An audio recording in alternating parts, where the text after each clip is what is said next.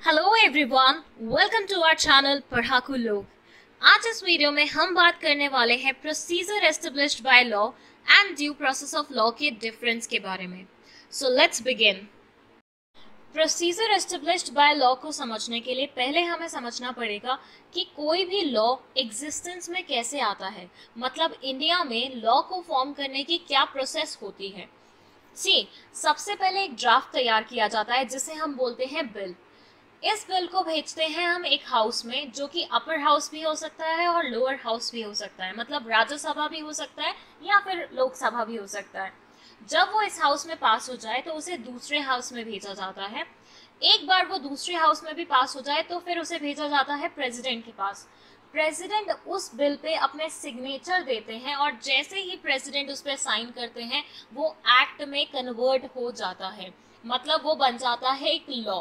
लेकिन वो एप्लीकेबल किस डेट से होगा, वो जरूरी नहीं है वही डेट हो जिस दिन प्रेसिडेंट ने उसे साइन किया है। It can be a future date to.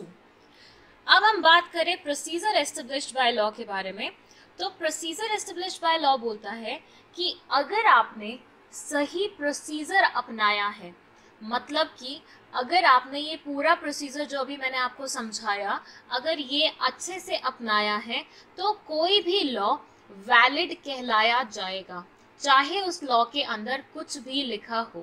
कहने का मतलब ये है कि ये एक लॉ को वैलिडिटी देता है on the basis of its procedure. अगर प्रोसीजर सही से फॉर्म किया है तो मतलब आपका एक्ट भी वैलिड है, आपका लॉ भी वैलिड है।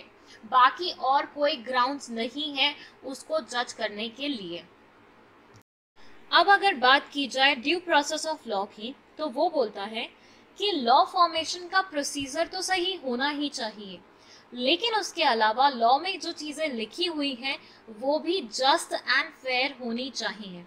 अगर किसी लॉ में ऐसा कोई प्रोविजन मिलता है जो जस्ट या फेयर नहीं है तो वो भी उस लॉ को इनवैलिड कंसिडर करवा सकता है। तो यहाँ सिर्फ आप प्रोसीजर पे फोकस नहीं करेंगे, but at the same time आप फोकस करेंगे उस चीज़ पे भी कि लॉ जस्ट एंड फेयर हो। Now let's discuss the difference between the two. Procedure established by law, जैसे कि नाम ही सजेस्ट करता है, प्रोसीजर पे ही फोकस करता है, मतलब इसका मेन फोकस सिर्फ लॉ के प्रोसीजर पे होता है कि लॉ किस तरह से फॉर्म हुआ है। On the other side due process of law procedure के साथ साथ लॉ की जस्टनेस, लॉ की फेयरनेस और लॉ की कॉन्स्टिट्यूशनल वैलिडिटी भी चेक करता है। प्रोसीजर एस्टेब्लिश्ड बाय लॉ एक इंग्लिश कॉन्सेप्ट है, दैट मीन्स इंग्लैंड से आई हुई कॉन्सेप्ट है। On the other side due process of law एक अमेरिकन कॉन्सेप्ट है जो कि अमेरिका ने वर्ल्ड को दी है। आई होप आपको ये वीडियो पसंद आई होगी और ये कॉन्सेप्ट समझ में आई होगी।